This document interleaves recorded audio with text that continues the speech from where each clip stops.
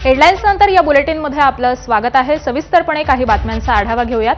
काल पुण्यामध्ये दिवसभर विविध बैठका घेतल्यानंतर उपमुख्यमंत्री सुनेत्रा पवार आज बारामतीच्या दौऱ्यावरती आहेत। उपमुख्यमंत्री सुनेत्रा पवार यांचा बारामतीमध्ये पहिला असा जनता दरबार असणार आहे। बारामती इथल्या सहयोग सोसायटीमध्ये त्या जनता दरबार घेणार आहेत। तर या जनता दरबारामध्ये स्थानिक नागरिकांच्या समस्या ऐकून त्यावरती तात्काळ निर्णय घेण्याचा प्रयत्न हा केला जाणार आहे। उपमुख्यमंत्री अजित पवारांप्रमाणेच सकाळीच कामाला सुरुवात करण्याचा पायंडा हा सुनेत्रा पवारांनी देखील पुढे हा चालू ठेवलेला आहे।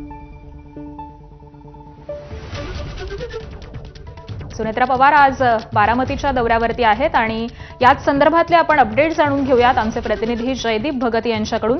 जयदीप, आपण पाहतोय ज्या पद्धतीनं अजित पवारांची कामाची पद्धत होती की अगदी सकाळच्या सुमारास सर्वसामान्य जे नागरिक आहेत त्यांच्याशी संपर्क साधायचा आणि त्यांच्या समस्या जाणून घ्यायच्या, त्याच पद्धतीनं सुनेत्रा पवार देखील आज बारामतीमध्ये जनता दरबार करणार आहेत आणि तिथल्या समस्या या जाणून घेणार आहेत। कशा पद्धतीनं या जनता दरबाराचं आयोजन करण्यात आलंय? अगदी तू म्हणालीस त्या पद्धतीने आकांक्षा, गेली अनेक वर्ष आपण अजित पवारांना पाहिलं आहे की लोकांचे प्रश्न सोडवायचे।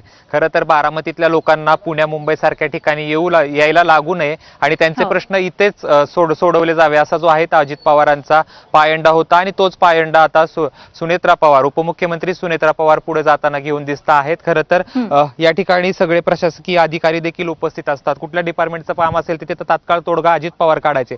आता सुनेत्रा पवार कशा पद्धतीने याच्यावरती तोडगा हे पाहणं महत्त्वाचं असणार आहे। 31 जानेवारीला सुनेत्रा पवारांनी उपमुख्यमंत्री पदाची शपथ घेतली आणि त्यानंतर आजचा त्यांचा पहिला बारामती दौरा आहे, शासकीय दौरा असं आपण म्हणूयात त्याला। आणि या ठिकाणी जे आहे ते विविध संस्थांच्या बैठका देखील सुनेत्रा पवार या ठिकाणी घेणार आहे। सुरुवातीला माळेगाव सहकारी साखर कारखान्याच्या संचालकांची बैठक घेतील, त्यानंतर जे आहे तो जनता दरबार घेतील आणि जनता दरबारला या ठिकाणी जे आहे ते नागरिक जमा व्हायला सुरुवात झालेली आहे। सकाळी 9:30 वाजता या जनता दरबाराला सुरुवात होईल आणि जनता दरबार झाल्यानंतर अजित पवार जे आहेत, ज्यावेळेस अजित पवार बारामतीमध्ये यायचे त्यावेळेस बहुसंख्य वेळा ते काटेवाडीला आपल्या आईला भेटण्यासाठी जात होते।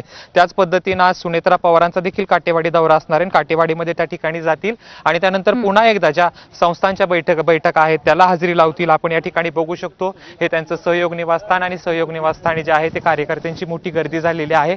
मोठ्या संख्येने जे आहे ते कार्यकर्ते या ठिकाणी आलेले आहेत आणि सुनेत्रा पवारांच्या उपस्थितीमध्ये या ठिकाणी जनता दरबार घेतला जाईल। सुनेत्रा पवार आता याच्यावरती कशा पद्धतीने मार्ग काढतात हे पाहणं महत्त्वाचं असणार आहे। आपण बघू शकतो या ठिकाणी जी आहे ती गर्दी आपल्याला पाहायला मिळते आहे।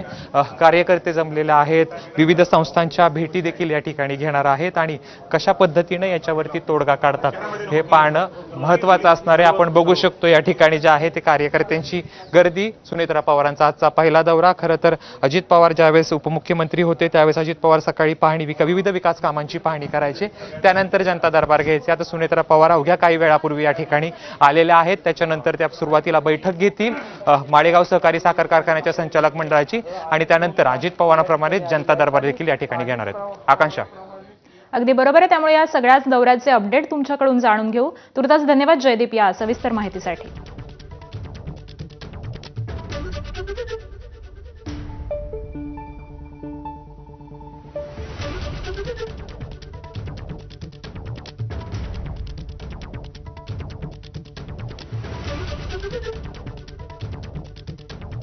आणि यानंतर पुढच्या बातमीकडे वळूयात। मुंबईतील भायखळा पाठोपाठ आता अंधेरीमध्ये पुष्पोत्सवाला